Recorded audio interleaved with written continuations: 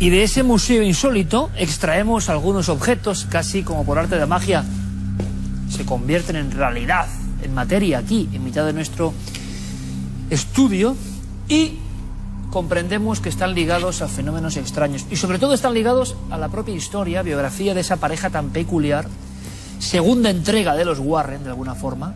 Queremos conocer más, y antes de hacer un repaso breve, Carmen, tenemos que saber por qué estas dos personas ligaron su vida a lo sobrenatural. ¿Qué les pasó? ¿Por qué? ¿Quiénes eran?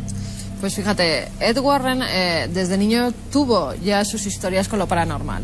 Él recuerda que a los 5 años vivió escenas que para un niño eran muy impactantes porque, al parecer, la casa donde residía con sus padres, su padre era policía, pues tenía una serie de fenómenos que no controlaban. Sí que es verdad que no era él solo quien los veía, también lo veían los familiares, pero al ser su padre policía siempre le decía: esto no se lo cuentes a nadie porque no te van a creer. Desde niño tiene presencias, ve cómo se mueven objetos, cómo hay incluso fantasmas familiares de una tía difunta que se le aparecen en esa misma vivienda. Y él siempre va creciendo con la idea de: ¿esto le pasará a alguien más?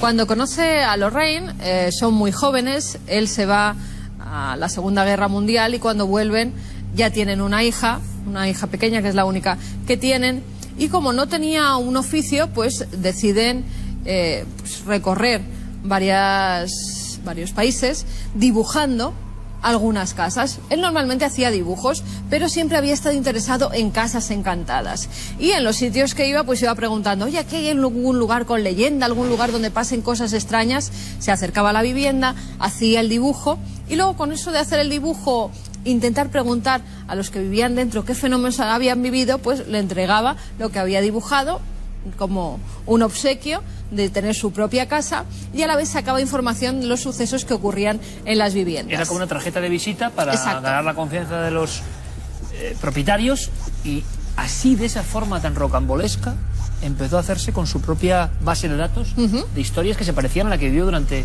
Claro, además cuenta con una persona que es su esposa, Lorraine, que desde que ella recuerda 12 años más o menos, empieza a ver cosas que otras niñas no veían.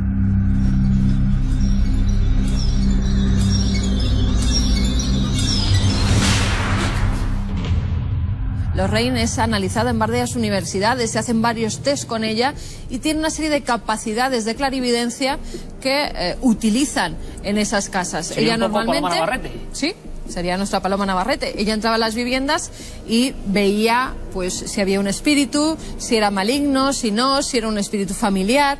Con lo cual, esa información era trasladada también a los habitantes de esos domicilios, y la verdad es que acertaba en numerosas ocasiones. Bueno, pues ahí tenemos una serie de objetos, nos pueden llamar la atención. Por ejemplo, hay trozos de fuselaje o trozos de un avión. Javier, compañero, buenas noches. Hola, Iker, buenas noches. Como dijimos la semana pasada, Javier había recuperado algunas historias de los Warren en otros reportajes clásicos.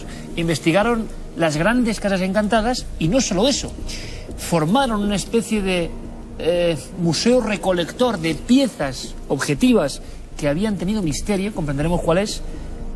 Ahora iremos con la muñeca, que todo el mundo imagino que está esperando, una muñeca que se ha convertido en icono de esa película que ha dado la vuelta al mundo, ha sido número en taquilla, esa muñeca extraña.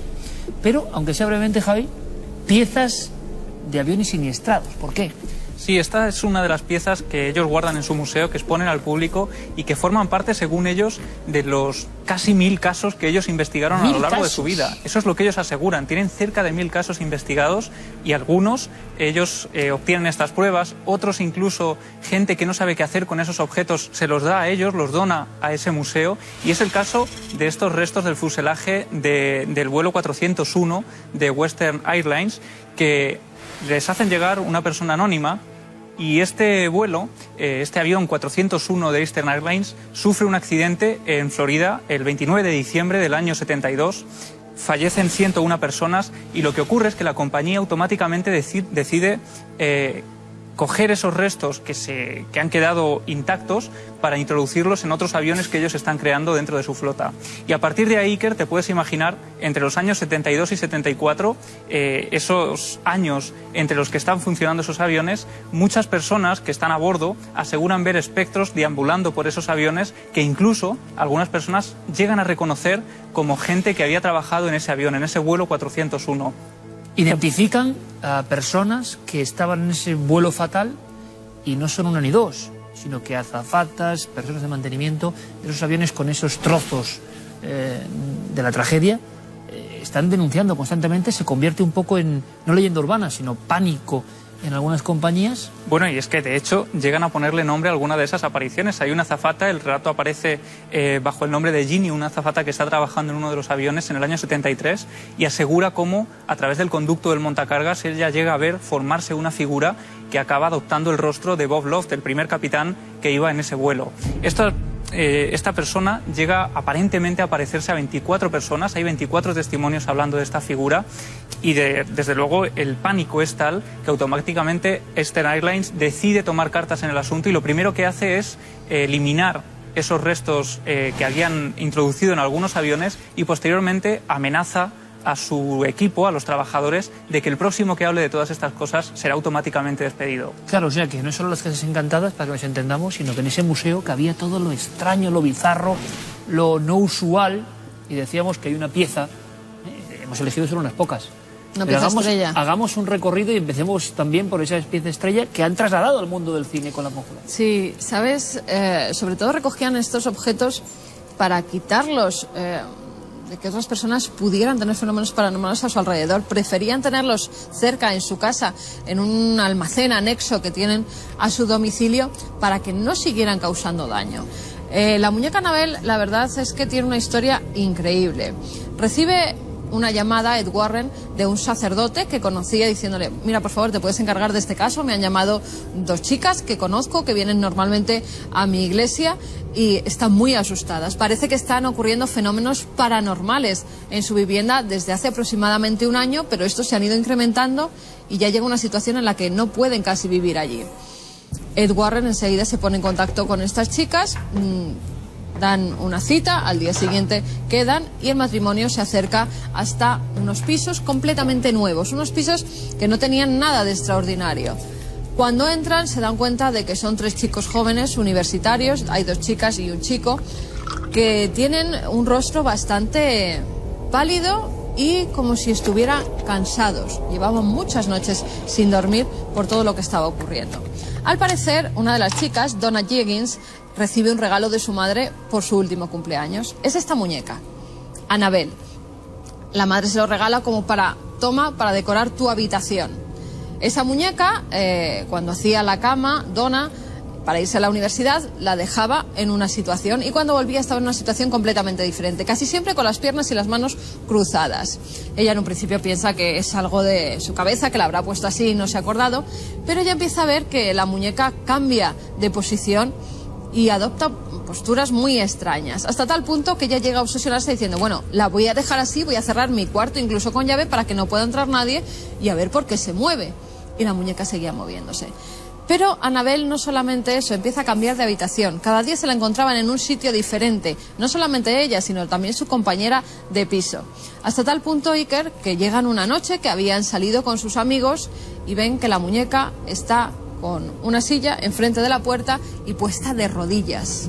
Claro, en ese momento ya se llevan un susto tremendo. Intentan poner a la muñeca de rodillas y siempre se cae. ¿Cómo podía mantenerse?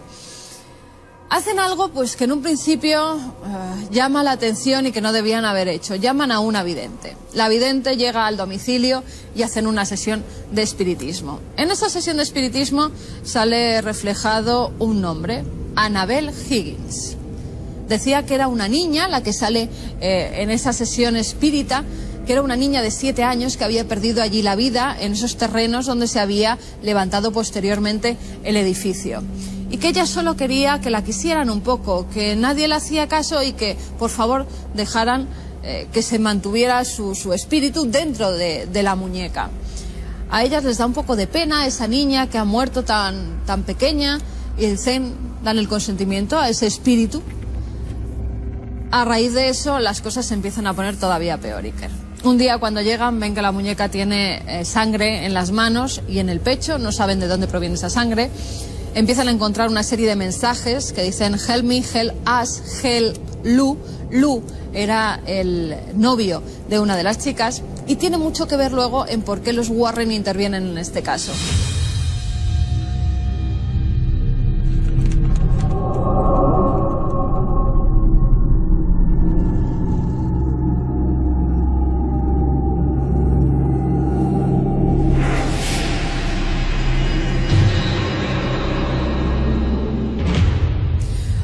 de las noches que el novio está en ese domicilio, él había tenido sueños recurrentes con esta muñeca, incluso decían que se le aparecía en los pies de la cama y que intentaba estrangularle, pero siempre habían sido sueños. Hasta que esa noche empiezan a oír una serie de ruidos extraños. El chico va a la habitación y se encuentra la muñeca sentada en una esquina.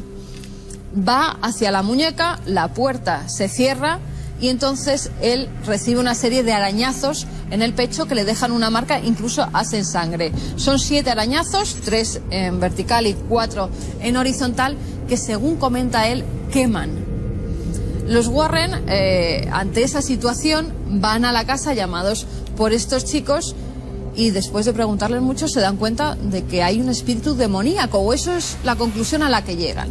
Dicen que una niña muerta a los 7 años no puede poseer un objeto, como es la muñeca Annabelle, sino que tiene que ser una fuerza demoníaca. Llaman a un sacerdote y el sacerdote bendice no solamente la casa, sino también a los chicos. Pero al parecer el mal reside dentro de esa muñeca de trapo. Los Warren deciden llevársela a su museo para que así no siga causando daño a las personas que están viviendo en la casa. Y cuando están en el coche, sufren un casi accidente de coche. En 3 ocasiones pierde el control de coche Ed Warren y entonces dice, bueno, llevamos detrás sentada la muñeca, voy a bendecirla con agua bendita. La bendice con agua bendita y llegan perfectamente a su domicilio.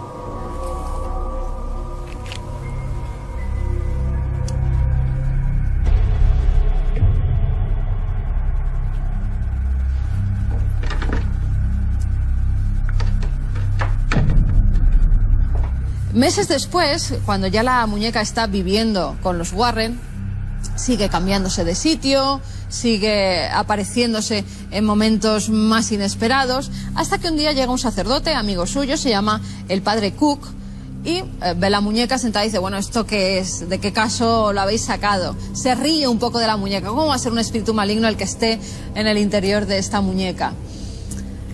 Y Lorraine le dice, padre, no se ría porque creemos que tiene un poder maligno a su alrededor. Tenga mucho cuidado cuando coja ahora el coche de vuelta a su iglesia.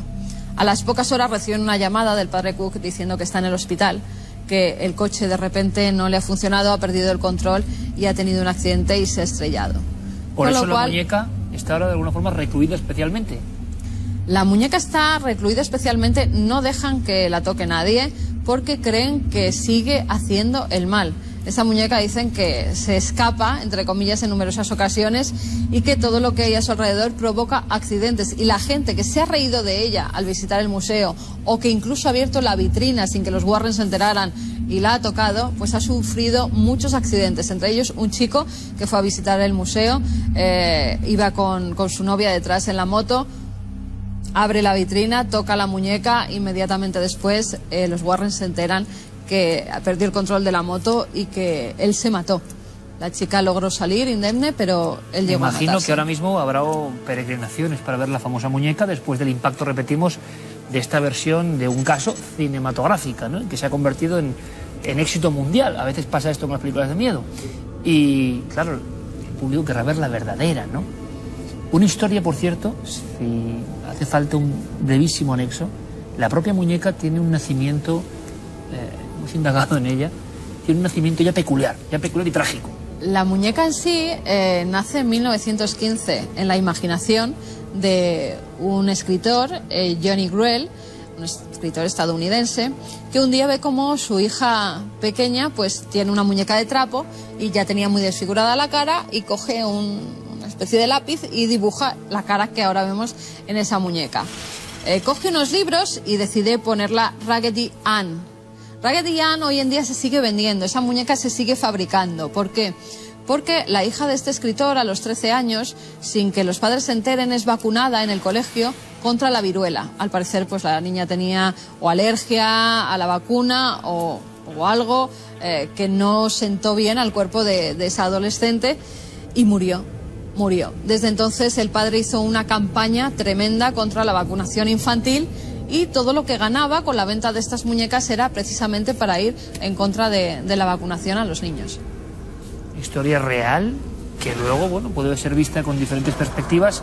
Eran demasiado fantasiosos los Warren la paranoia de tantos casos les había afectado, o había algo de verdad, realmente había algo de verdad en esta historia que nos parece incomprensible. Bueno, esta noche hemos visto que una estatua se mueve sola, ¿no? Yo no sé si la muñeca parece increíble, pero ahí está, en ese museo, bien encarcelada entre comillas. Hay muchas más cosas, tendríamos que hacer un programa aparte para contar todos los objetos que hay en el museo. Lo cierto es que los Warren investigaron mucho, yo no sé si con especial fantasía o con el tiempo fueron creyendo realmente que todo era sobre todo demoníaco, pero es verdad que hasta el último momento, hasta la muerte de este personaje con el que empezábamos, Ed Warren, sí que hubo una serie de confesiones y de sensación de que realmente habían perseguido un misterio auténtico, real, que habían estado muy cerca del demonio en ocasiones, y él practicaba casi, no solo como investigador, los exorcismos. Sí, de hecho eran considerados demonólogos, sobre todo Ed, porque él llevaba agua bendita, la esparcía en algunas de las casas donde ocurrían estos fenómenos, y muchas de las presencias que aparentemente se dejaban manifestar, se manifestaban en esos domicilios, eran demoníacas.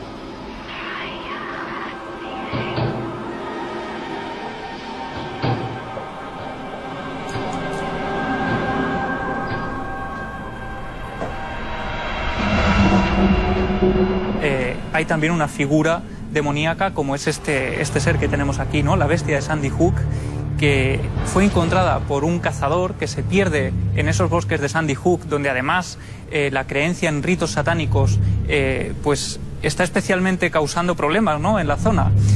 Y este cazador, que aparentemente conocía la zona a la perfección, de repente se pierde y encuentra esta gran figura casi observándole al lado de unas rocas, ¿no? Y en ese momento él asegura que siente una presencia demoníaca, cree casi que este ídolo está vivo, y lo que hace es cogerlo porque cree que tiene un valor histórico y llevarlo consigo. Pero hasta tal punto cree que este ser tiene vida propia que llega a preguntarle cómo salir del bosque, y él asegura que casi una voz a sus espaldas le va guiando, ¿no?, a través de los árboles, para salir de allí. Automáticamente, como no, él conoce también a los Warren, ya se han hecho famosos por el caso Amityville sobre todo, y automáticamente lleva a este ser a ese museo, ¿no? Lo dona especialmente a ellos, pensando que ellos pueden tener además el objeto a buen recaudo, y efectivamente son los Warren los que le dicen que es un ser demoníaco y que probablemente se habría utilizado en alguna ceremonia satánica, ¿no? En ese lugar concreto, en mitad del bosque, suena dramático total, pero claro, nos imaginamos que los Warren se acaban convirtiendo en celadores de objetos malditos, de dos muñecos, entre comillas, que creen que tienen su poder negativo. Y hay quien está hilando muy fino, de hecho, y recuerda el año pasado, ¿no?, la matanza de Adam Lanza fue en la escuela primaria de Sandy Hook, y hay quien ya también ha introducido este extraño ídolo por medio de toda esta historia. Hay otro objeto que evidentemente nuestro público dirá, bueno, este no es tan dramático, ¿no? Este es un juguete. ¿Qué hace un juguete? Y terminamos aquí, en el Museo de los Warren. Pues fíjate lo que hace. Ese juguete pertenece a un caso que es el primero a nivel judicial en el que una persona dice que ha matado a otra porque estaba endemoniado. Hablamos del año 1981, un juicio contra Art Johnson. Este hombre pues se había ido a vivir hacía pocas semanas con su novia, y la novia tenía un hermano pequeño que al parecer pues empezó a sufrir una serie de fenómenos inexplicables a su alrededor, hasta tal punto que creyeron que estaba endemoniado. Hablaba con voz muy profunda, en otros idiomas, tenía una fuerza descomunal, todos los síntomas que tiene un presunto endemoniado. Ann Johnson, al parecer, dijo que eso eran tonterías, que dejaran al chico y que lo llevaran a un médico, a un psicólogo o a un psiquiatra, porque lo que de verdad necesitaba era un médico. Y al parecer, ese punto de vista escéptico o esa risa, esa mofa que hizo hacia el chico, hizo, según los Warren, que el espíritu demoníaco, 43 demonios en este caso, se metieran en su cuerpo. Hasta tal punto que, de ser un chico completamente normal, con su trabajo, con su novia, con su vida social como cualquier otro estadounidense, pues de repente se convierte en un ser extraño, agresivo, que un día llega a matar a la persona que tenía alquilado su piso. Acaba con su vida de varias puñaladas y en el juicio el abogado defensor lo que dice es que este hombre no cometió el asesinato, sino que lo cometieron los demonios que llevaba dentro. Hombre, pues eso nos parece un poco increíble también, ¿no? Pero claro, es un mundo que ha quedado ahí en la neblina, objetos sobre todo que tienen historias negativas, y lo que es un inocente muñeco así tipo Godzilla, pues se convierte en testigo de un crimen. 1000 casos, repetimos, esto sí que nos deja un poco abrumados, en ese museo. Bueno, nosotros vamos a tener nuestro particular museo, aquí en el plató, ya se lo contaremos, donde también hay un poco de todo esto y se van a sorprender. En mi opinión, más científico, pero puede haber objetos inesperados también, ¿no? Pero ese museo se puede visitar. Ese museo se puede visitar. Hoy en día es Lorraine, porque Ed Warren ya ha muerto, Lorraine Warren quien no solo te deja visitarlo, sino que además da charlas contando los innumerables casos en los que participaron su marido y ella. Algo debían de hacer bien cuando Ed Warren tuvo un permiso especial de la Iglesia para hacer exorcismos. Solamente 4 sacerdotes tenían ese permiso en Estados Unidos y él también lo consiguió. Bueno, un recinto, un museo insólito, queríamos contárselo, ahora ustedes depende, ir un poco más allá, con su polémica, casos muy célebres, algunos de ellos tan espectaculares que hemos decidido, bueno, pues posponerlos para ir contándoselos a todos ustedes. Si hay una pareja más crédula o menos, más afectada o menos, más paranoica o menos, piensen lo que quieran, que investigó sobre el terreno sucesos extraños que digamos que envolvían algunas viviendas, esos son los Warren. Es decir, por encima de la película de éxito había toda una verdad, toda una realidad que hemos querido en 2 episodios consecutivos contarles a todos ustedes. Historia del misterio, la investigación y en este caso de la demonología, ni más ni menos. Javi, gracias como siempre, compañero. Muchas gracias. Hasta la próxima aventura. Carmen, nosotros continuamos.